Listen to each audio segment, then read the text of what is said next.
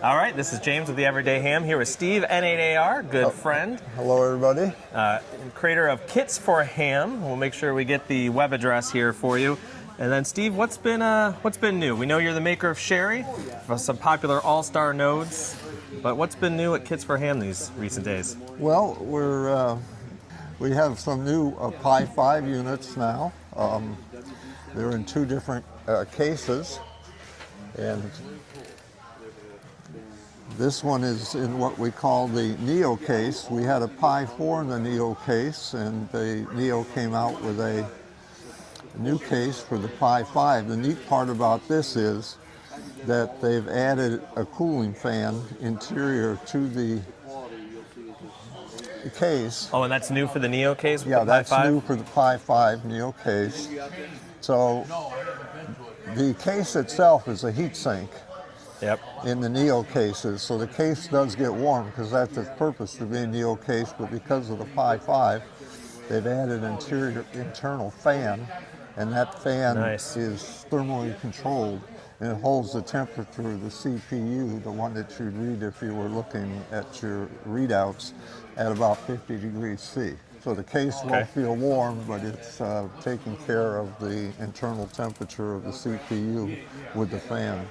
Now this case is what we call the 52 Pi case, that's the maker of it. And this case has a fan internally also, thermally controlled, again by the Pi. And when you think Raspberry Pi cases, this is more of the traditional one you kind of think of, with the fan mounted on the top, just sort of. Yep. So here the fan is pulling the air out of the case through the bottom. Oh, okay.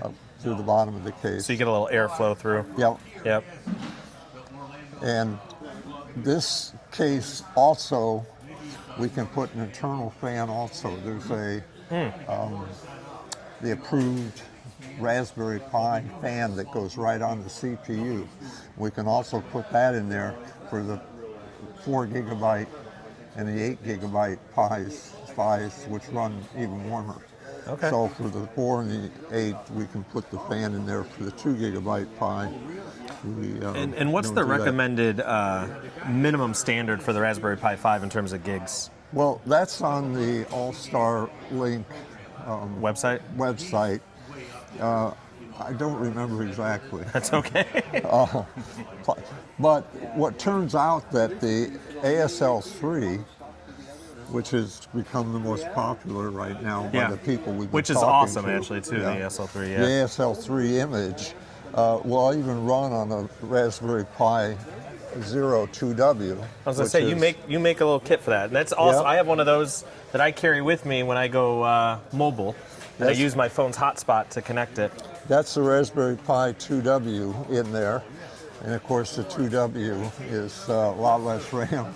Okay, but it works well. I've never had an issue with it. Actually, my only issue has been the compatibility with the iPhone hotspot, which isn't a limitation of the SHARI at all. But it's pretty good. So, and then maybe to explain also the SHARIs. So you're taking the Raspberry Pi, and then the SHARI, you make basically a hat for it, correct? Yes, that's a Pi hat. It goes on standard size. We call that our Mod 2 board. Okay.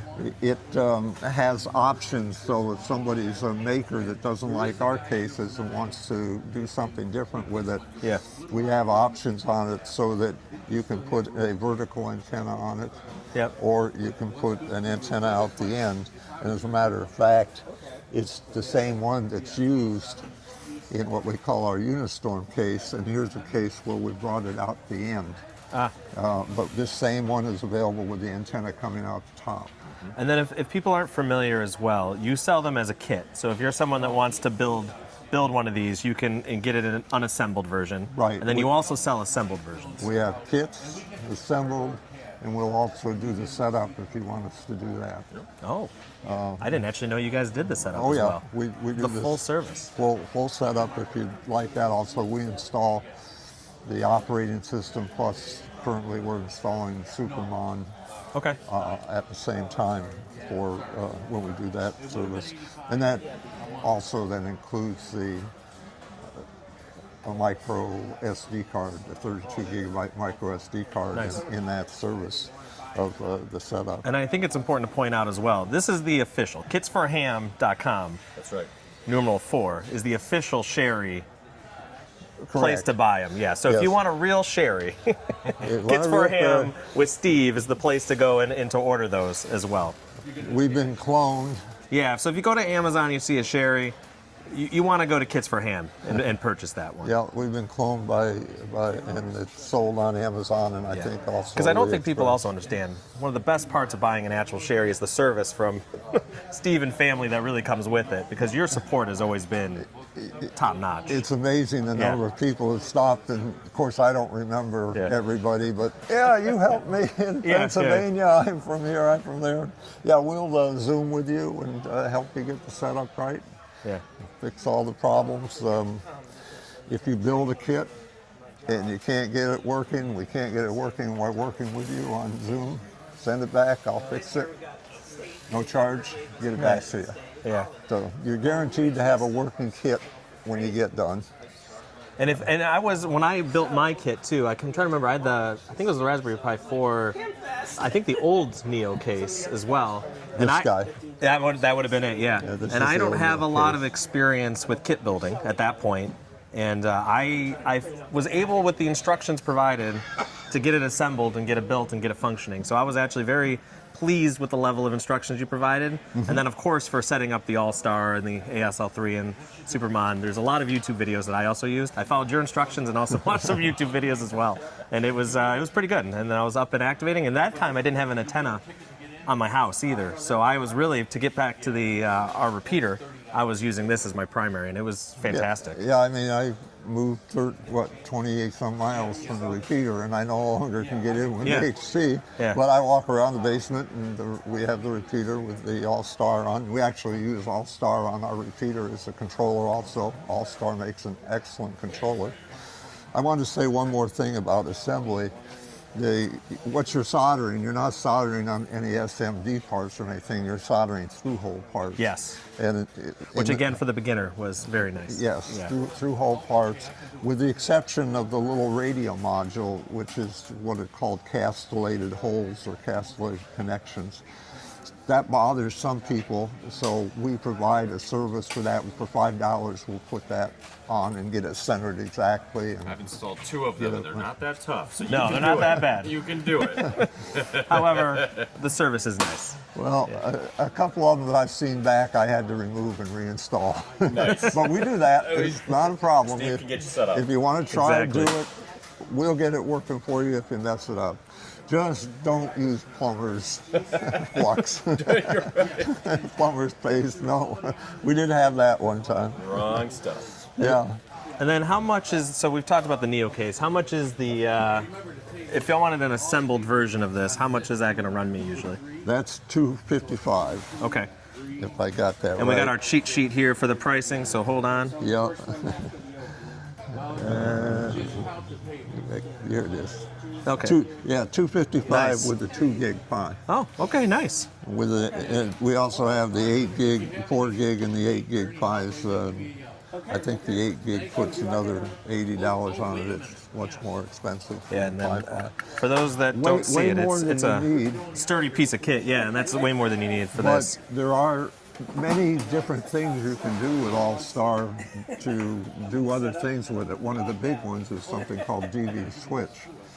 So DV Switch, when you install that, allows you then to go from your node to the digital modes. You can go to the D-Star, DMR, Fusion?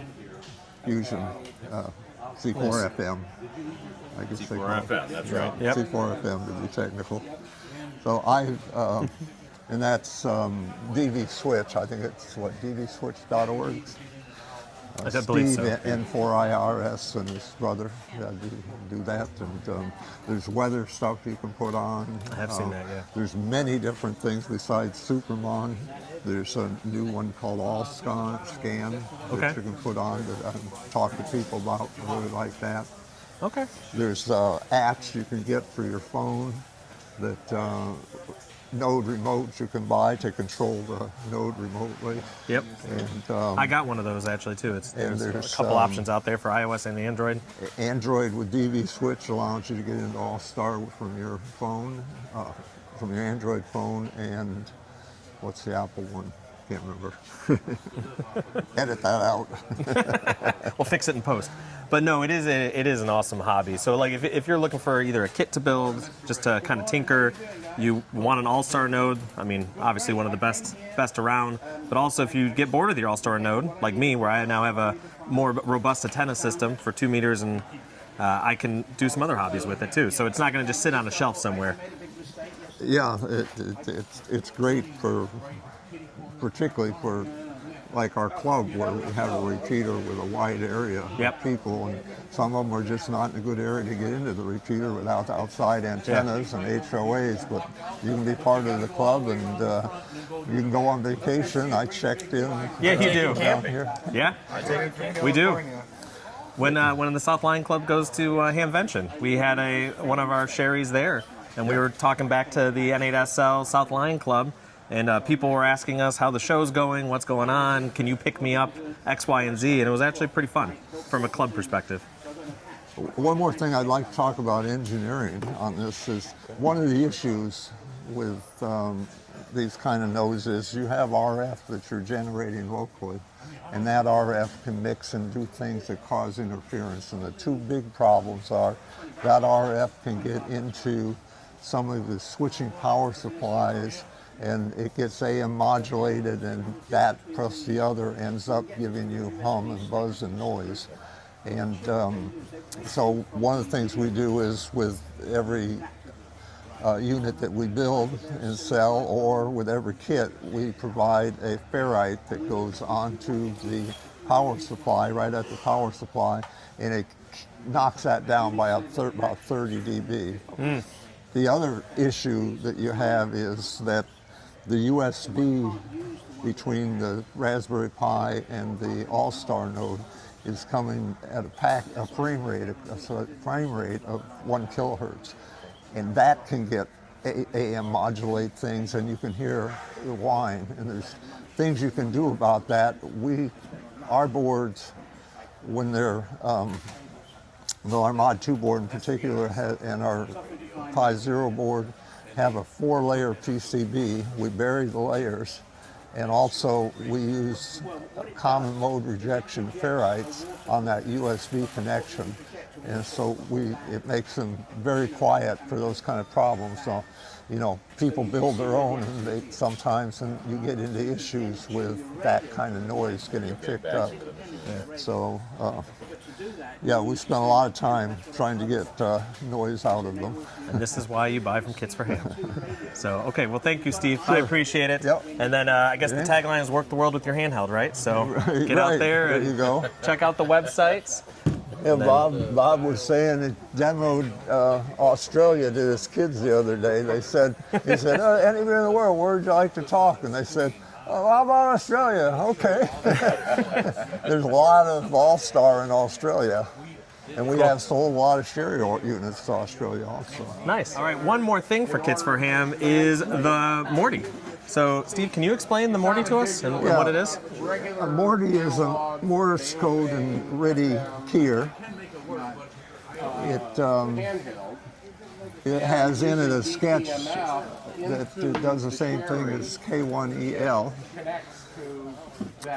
And it has a RTTY keyer sketch that was by Andy Flowers. And we're on version 5 of it. Now, those who know Morty know that I developed that with Larry, K8UT, That's right, who was a member of our club. Also, if you ever watch one of our videos for Winter Field Day, the maker of the vertical as well. Right. Yeah, the great vertical antenna for 40 meters. Also a brilliant programmer. Unfortunately, Larry became a silent key. Yeah. Over a year ago. Yep. But we have now continue now to supply Morty V5. We're doing it through the Morty.net, www.morty.net. On there now is an order form once we get that order form, we'll send you a PayPal invoice, and then we'll ship you a Morty. Mortys are $60 now. They're completely assembled. We also have available some cables that can be used to make whatever cable you need to connect to your radio. They're TRS connector and a TRRS connector on the end. And Morty does come. And what does Morty come? Morty does come with a USB cable. That's part of what's supplied that you unplug. This now has Morty V5, first of all, has a USB connector. And USB-C, which is nice, yeah. Yeah, USB-C connector. And it handles 2 radios, has a speed pot, and it also has a switch on the back now that switches between CW and RTTY. Nice. So you don't have to load a sketch if you want to change. On the previous Morty, you had to load a different sketch. It uses the Raspberry Pi Pico. Okay. Rather than the. And I see you have a little bit of the case torn off version here as well, so people are wondering what that looks like in terms of behind the case there. Little unboxing. And that's it, huh? Yep. But Morty is a legendary piece of hardware.